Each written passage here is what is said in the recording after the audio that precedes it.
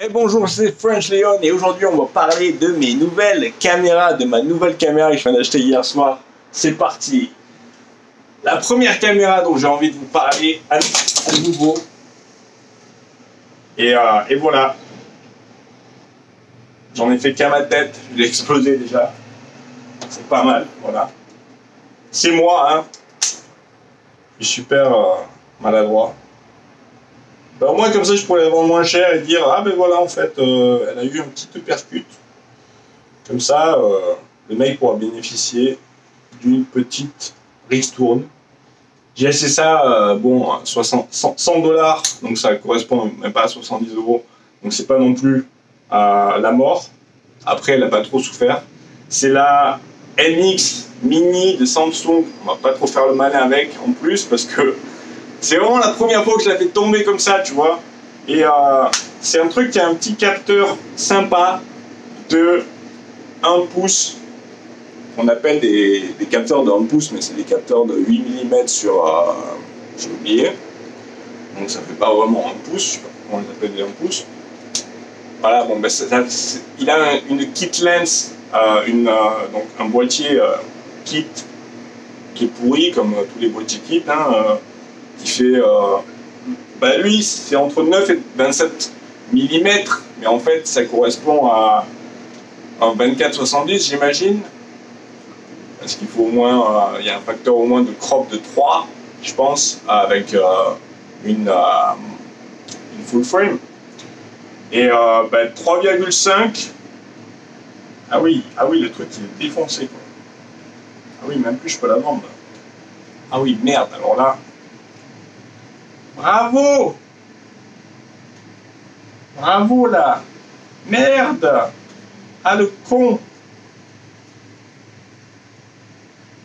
Non! De Dieu! Pas censé s'ouvrir ça!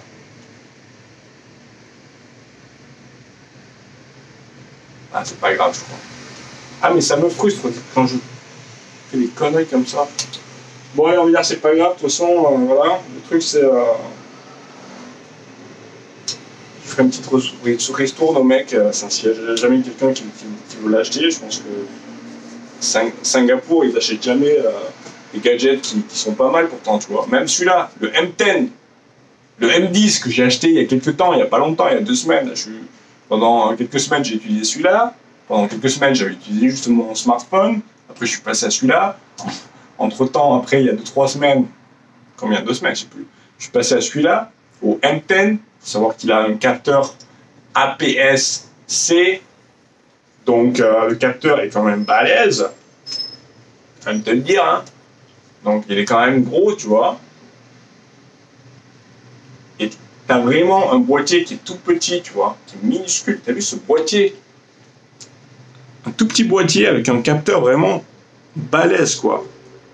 Mais les points faibles de cette caméra, le M50, d'accord, il fait du 4K, ok, avec un crop de merde à 1,7, en plus du 1,6 qu'on a dans ce boîtier-là déjà. Donc ça fait qu'un 50 mm, ça devient un 120, 130. Donc pas génial quoi. Si tu veux faire si tu veux filmer de loin, des trucs loin c'est bien, mais si tu veux faire juste de filmer comme ça en mode vlog, ça va pas trop le faire. Bon, après un 50 mm tu vas pas l'utiliser non plus pour faire du vlog, mais même un 24 mm il transforme en 32, après ça devient un 50 et quelques, ça va être difficile de vlogger avec ça, tu vois. Bon bref, le problème du monsieur là, du M10, c'est que de toute façon il n'a pas le 4K. Bon, d'accord. Il n'a pas de microphone input, donc on ne peut pas mettre un microphone. L'autofocus, ben, je suis désolé, mais avec l'adaptateur que j'ai là, j'ai acheté un adapteur, mais c'est pas terrible l'autofocus. Voilà. Déjà l'autofocus interne il est pourri. Ensuite avec l'adaptateur, il n'est pas terrible. Ensuite avec cet objectif qui est vraiment pas mal, c'est un 50 mm 1,8. Le plastique de base Canon EF pour full frame qui est vraiment sympa, qui m'a coûté que 70 $70, donc ça ne fait même pas 50 €. Il vaut le double neuf. Donc c'est pas mal, tu fais des images pas mal. J'ai fait mes dernières vidéos qu'avec ça. Parce que j'ai aussi acheté un 24 mm d'occasion, que j'aime pas. Lui là, 2,8. Déjà il a des champignons dedans, il y a des trucs dedans. Ça c'est pas grave parce que ça altère pas vraiment l'image. Parce qu'il n'y en a pas beaucoup et que surtout avec la vidéo ça va pas vraiment faire une grosse différence. Après je suis pas un spécialiste, mais le problème c'est le... Oui, il a une bague, d'accord, c'est sympa, il a une bague d'autofocus. D'accord, donc je me suis dit, allez, pour le faire, je vais faire le focus manuel, mais j'y arrive pas en fait. Je me galère toujours, c'est toujours flou. Je me mets là, j'essaie de trouver déjà l'autofocus, ensuite je m'installe pour... après je vais faire une petite vidéo d'essai, je vais en faire 5, 10, 20 essais, et je vais toujours pas être au point quoi. C'est un peu frustrant. Donc c'est pour ça que, bon, entre l'autofocus, le fait que tu n'as pas de 4K, et le fait qu'il n'y a pas de microphone input, bah, du coup ça m'a saoulé. Donc j'ai voulu acheter une nouvelle caméra. On est d'accord jusque là, hein? Bon. Et là, j'ai une bête. Mais une bête. Quoi? Parce que j'ai fait des recherches quand même, tu vois. J'ai recherché les Sony, j'ai recherché bon, les Canon, apparemment qui étaient pourris niveau autofocus, qui font un crop pourri en 4K. Les Sony, d'accord, pas mal. Sony, forcément, c'est bien. Mais est-ce que c'est mieux? Oui, on pourrait dire que c'est mieux. Mais est-ce que c'est plus cher? Voilà, aussi. Est-ce qu'il y a tout qui est mieux? Pas forcément. Moi, déjà, j'aime bien cette caméra niveau ergonomie, niveau boîtier. Donc, le boîtier est très bien, en fait. C'est super de le tenir entre les mains. Donc, ça va pas te glisser des doigts. Alors qu'avec le Canon M10 et toute la série des EOS M en fait, comme ça, sans miroir, mirrorless, ben d'accord, ils sont super petits, ça je veux bien l'admettre, mais boum, c'est pas agréable à tenir entre ses mains.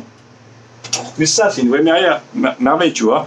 Le mec me l'a vendu avec une small rig. Ça sert à quoi la small rig? Ça sert, moi je pensais que ça servait en fait tout simplement à un petit peu quand même à stabiliser.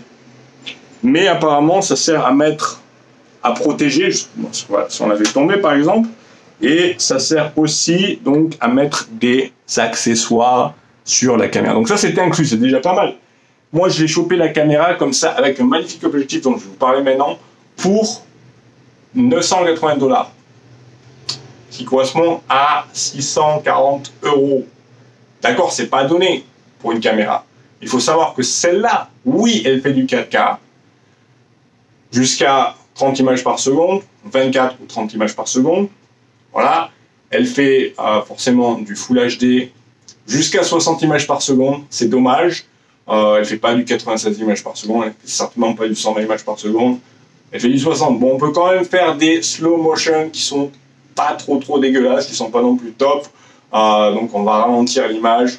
De 60, on va la ralentir à 24 images par seconde et ça va faire, on va retrouver 40% de la vitesse. Donc c'est quand même pas mal, c'est un début. Mais voilà, il y a un microphone input sur cette caméra. Parce que oui, parce que c'est quand même un truc semi-pro, tu vois. Donc faut quand même pas, voilà. Donc ça, quand je fais mes petites vidéos comme ça, ben je le branche directement à mon microphone et il n'y a pas de problème. Voilà, après j'ai pas édité sur Final Cut Pro si j'ai pas envie de le faire. Donc ça c'est déjà un gros plus. Et l'autofocus, bah, l'autofocus c'est pas terrible. Ça voilà, c'est pas terrible. Mais qu'est-ce qu'on va faire? Bah, en fait il y a une app, voilà, l'app de Panasonic, elle est vachement mieux que l'app de Sony en fait ou de Canon pour contrôler un appareil à distance. Donc on va pouvoir tout contrôler. Donc je vous montrerai ça plus tard quand je serai en train d'utiliser cette bête à partir de demain. Je ne sais pas si je vous montrerai demain, je vous montrerai un de ces jours. Et donc cette application, donc, elle est très pratique et on peut vraiment faire la mise au point, donc juste au touch, au toucher, simplement en touchant l'écran de son téléphone, de son iPad, voilà. Donc il va faire la mise au point à n'importe quelle distance. Donc ça c'est quand même... Je vais vous montrer la bête quand même sans la rig. Voilà, parce qu'il faut quand même la voir un petit peu nue. C'est quand même une petite beauté. Et voilà. Je vais pas trop l'utiliser celle-là en ce moment parce que ben voilà, je vais pas faire de ce qu'on peut faire avec ça, du street, bon, de la street photographie ou de la street vidéo en fait, parce qu'on a vraiment un objectif de street, même si c'est pas un zoom, c'est un 25 mm qui correspond à un 50 mm full frame et c'est 1,4. Tenez-vous bien, c'est 1,4, donc c'est vraiment très lumineux. On va avoir des flous magnifiques avec ce genre de zoom et c'est un zoom qui coûte quand même 500 € en Europe et qui coûte seulement environ 500 dollars singapouriens ou 600 dollars ici donc à Singapour, et qui va coûter 400-500 dollars aux États-Unis. Donc toujours plus cher en France, toujours plus cher en Europe. Voilà, je sais pas si c'est à cause des taxes qui nous font tous payer, toujours payer vachement plus cher. Donc, mais c'est un peu casse-bonbon. Voilà. Donc on va faire du clip vlogging comme ça, à part que avec cet objectif ça va pas être possible. J'ai testé hier en fait, je rentre à peine dans l'écran comme ça on va dire, parce que c'est un 25 mm donc 50 mm en full frame, donc forcément c'est pas un objectif qui est fait pour faire du vlog, mais pour faire ce que je veux faire en ce moment c'est très bien. Je le mets sur mon trépied et c'est parti, je me mets à 2-3 mètres de distance, comme ici là je suis seulement à 1 mètre, je me mets un peu plus loin pour pouvoir vraiment rentrer dans l'écran comme je suis en train de rentrer dans l'écran maintenant. Et à partir de là, je vais avoir le fond qui va être bien flou, moi qui va être... des fois, je ne vais pas être super au point, il va falloir que je tape sur l'application pour me remettre au point. Et on va avoir vraiment une qualité d'image exceptionnelle avec le microphone donc directement connecté et du 4K de pure beauté les enfants. Et voilà, c'est tout ce que je voulais vous montrer pour aujourd'hui. Je ne sais pas si je vous ai montré aussi que ce zoom, qu'est-ce que je dis ce zoom, cet objectif fixe, qui n'est pas un zoom, donc 1,4 Sumilix Leica, voilà, c'est donc, ça correspond au cahier des charges de Leica, c'est pas fait en Allemagne, mais c'est quand même, ils appellent quand même ça du Leica. Je l'ai chopé avec 2 batteries, une batterie en plus, ce sont des batteries, donc des batteries originales de chargeur. Voilà, pour vous montrer les enfants. Donc on a un petit chargeur comme ça avec le câble. Voilà, j'ai une batterie, j'ai une autre batterie qui est dans l'appareil en ce moment. Et il faut savoir aussi, et je remercie le vendeur pour ça, qui a oublié ou qui a mis une carte, donc qu'il n'avait pas mentionné en fait sur le site Carousel qui vend les trucs d'occasion en fait. Il n'avait pas dit qu'en fait l'appareil venait avec une carte 126 gigabytes. Et ça c'est vraiment super parce que avec ça, j'avais qu'une 64, je vais pouvoir filmer quand même longtemps, et le 4K en fait ça prend 4 fois plus d'espace. Donc si on va faire un fichier qui va faire moins d'1 minute, 30 et quelques secondes, ça va faire du 100 MB avec du HD. Avec le 4K ça va faire du 400-500 MB, ce qui est énorme pour 30-35 secondes. Et voilà, c'est le 4K, donc il y a 4 fois plus de pixels, donc ça prend 4 fois plus de place sur sa carte SD, sur son ordinateur, etc. Et donc pour ça, c'est bien d'avoir une carte incluse de 128, qu'est-ce que j'ai dit 126 128 gigabytes. Et donc voilà,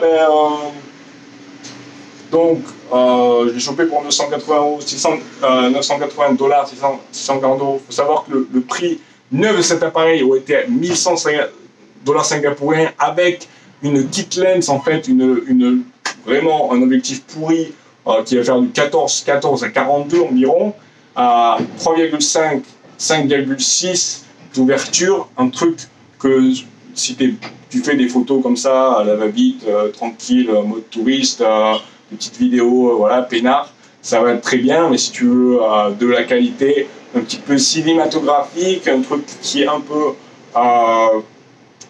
des flous intéressants, qui va avoir voilà, une qualité d'image qui vaut la peine, quoi. Parce que cet appareil photo, ben, c'est quand même pas de la merde, il faut savoir l'utiliser avec le bon objectif, tu vois. Ben, forcément, avec celui-là, c'est pas un zoom, donc je vais te limiter. Mais le zoom, ben, il est pourri, faut le dire. Mais c'est vrai qu'à long terme, je vais devoir investir dans un objectif un peu plus grand angle pour pouvoir justement sortir dans la rue et pouvoir, voilà, l'utiliser et puis faire des plans un peu plus larges, etc. Prendre un peu plus de l'ambiance de la rue. Et ça, pour ça, je vais devoir investir quelques centaines de dollars en plus, mais ça vaudra le coup. En tout cas, en ce moment, j'en ai pas besoin. C'est vraiment l'objectif qu'il me fallait pour vraiment commencer à vlogger. C'est un petit peu tout ce que je voulais dire. Il y avait un autre truc dont je voulais parler. Donc voilà, le truc. Donc ça aurait été à 1100 dollars avec le kit lens pourri, sans la carte en plus, sans ça en plus, mais neuf. Bon, ça j'ai acheté d'occasion. Donc le truc neuf, 1100, ça fait du 700 et quelques euros, voilà. Neuf avec le kit lens, donc c'est quand même. Mais là j'ai un objectif beaucoup mieux qui coûte plus cher quand il est neuf, pour voilà 650 euros.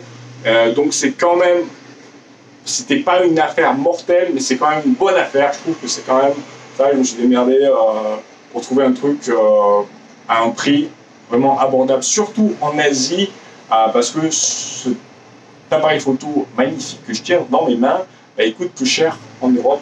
Voilà. Comme je disais, tout coûte plus cher.